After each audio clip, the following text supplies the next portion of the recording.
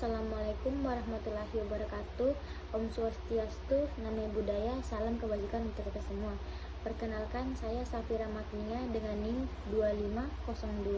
250208502009 dari kelas PKK Kos 4. Kali ini saya akan mengerjakan tugas video dasar manajemen umum, yaitu observasi tentang manajemen usaha. Berikut video observasi yang telah saya lakukan. Adapun proses usaha, yaitu butik rumah 10 desain atau Adiali, merupakan usaha yang memproduksi, memasarkan, serta melayani pesanan khusus pakaian muslim untuk pria dan memberikan tampilan yang berbeda namun tetap elegan bagi keluarga dan individu. Jalan Mutahir Indah, nomor C17, Komplek Hartako Indah, nomor 10. Selanjutnya ada latar belakang berdirinya butik rumah 10 desain Adi dan Ali. Didirikan sejak tahun 2003 di Makassar dengan nama AA Butiku. Kami memproduksi, memasarkan, serta melayani pesanan khusus pakaian muslim untuk pria dan wanita. Kami berkomitmen untuk memberikan tampilan yang berbeda namun tetap elegan bagi keluarga dan individu. Karena rumah produksi dan showroom kami terletak di dua kota yang berbeda, hal tersebut menyulitkan kami dalam hal mengendalikan kualitas. Kendala tersebut mendorong kami untuk memindahkan rumah produksi ke kota yang sama dengan showroom, yaitu di Makassar, sambil tetap membawa pekerja dari rumah produksi yang lama. Pada tahun 2006, kami merubah merek kami dengan menggabungkan nama kami sendiri, yaitu Rumah 10 Desain Adi dan Ali, agar lebih mudah dikenali. Alhamdulillah merek tersebut masih kami gunakan hingga saat ini.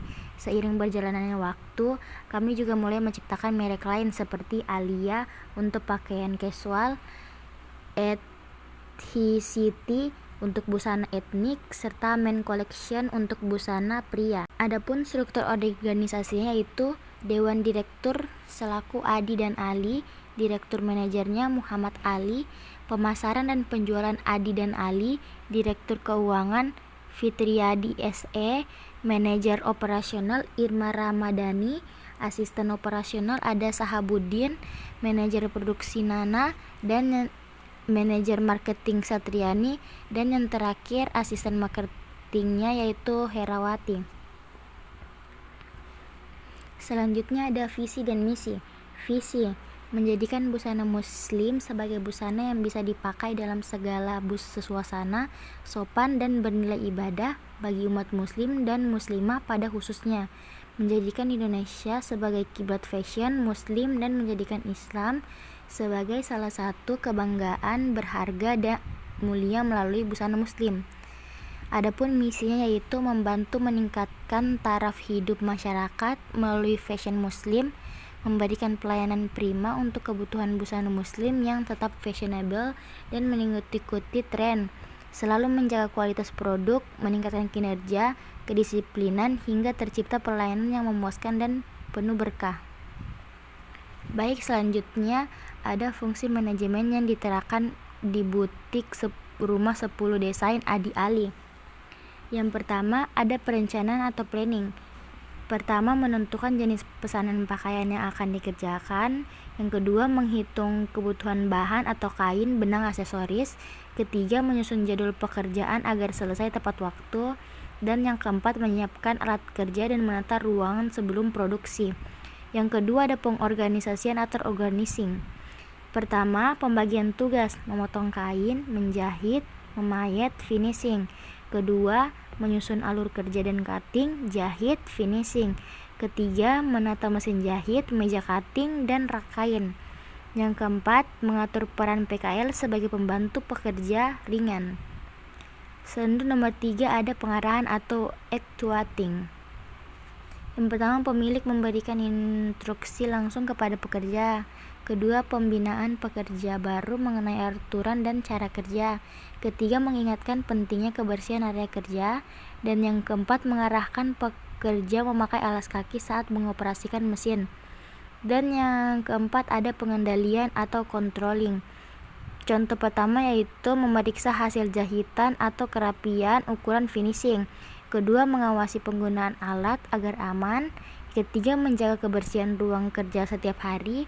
Dan yang terakhir, menyediakan kotak P3K dan mengurangi risiko kerja. Selanjutnya, apakah kegiatan tersebut sudah berjalan efektif secara material? Secara umum, kegiatan produksi di butik Adi Ali belum berjalan sepenuhnya efektif secara material. Hal ini terlihat dari masih adanya pemborosan bahan seperti kesalahan saat memotong kain, ukuran yang tidak tepat, serta kerusakan kain akibat kurang teliti ketika menggunakan mesin jahit. Kondisi tersebut menyebabkan pemakaian material tidak optimal dan dapat meningkatkan biaya produksi. Meskipun demikian, sebagian besar proses tetap berjalan dengan cukup baik karena pemilik butik melakukan pengawasan dan pengecekan hasil jahitan sebelum diserahkan kepada pelanggan. Apabila ketelitian kerja, tata letak bahan, dan alur produksi diperbaiki, maka penggunaan material di butik dapat menjadi lebih efisien dan mendukung proses kerja yang lebih efektif.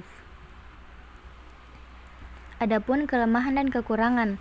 Kelemahan utama di butik Adi Ali adalah tidak adanya SOP tertulis sehingga aturan kerja masih disampaikan secara lisan. Pengawasan terlalu bergantung pada pemilik, membuat kontrol kualitas menurun saat pemilik tidak hadir. Penggunaan APD seperti Cilemek dan Bidal juga belum diterapkan, sehingga risiko cedera tetap tinggi. Selain itu, penyiapan kain masih kurang rapi karena sebagian diletakkan di lantai, yang dapat mengganggu alur kerja dan meningkatkan risiko tersanggung. Adapun kekurangannya yaitu, namun butik ini juga memiliki beberapa kekurangan, seperti tidak adanya SOP tertulis sehingga aturan kerja masih bersifat lisan, penggunaan APD masih sangat minim, dan pengawasan terpusat pada pemilik sehingga kualitas kerja menurun ketika pemilik tidak hadir.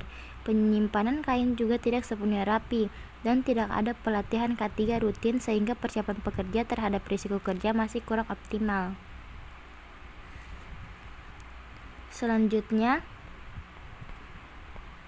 adapun hal yang akan saya lakukan jika menjadi manajer. Jika saya menjadi manajer, langkah pertama yang akan saya lakukan adalah memperbaiki sistem pembagian tugas dan waktu kerja agar proses produksi lebih teratur dan tidak menumpuk pada satu bagian saja.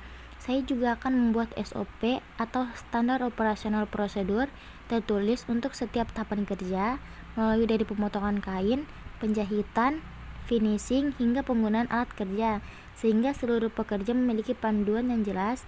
Selain itu, saya akan menerapkan penggunaan APD seperti Cilemek dan Bidal untuk meningkatkan keselamatan kerja. Pelatihan K3 juga akan dijadwalkan secara rutin agar pekerja lebih siap menghadapi risiko kerja. Saya akan melakukan evaluasi kerja secara berkala serta menyediakan form laporan harian agar perkembangan pekerjaan lebih mudah dipantau. Dengan langkah tersebut, saya berharap alur kerja menjadi lebih rapi, kualitas produk meningkat, dan risiko kecelakaan kerja dapat diminimalkan. Baik, mungkin itu saja paparan hasil observasi dari saya. Sekian dari saya. Wassalamualaikum warahmatullahi wabarakatuh.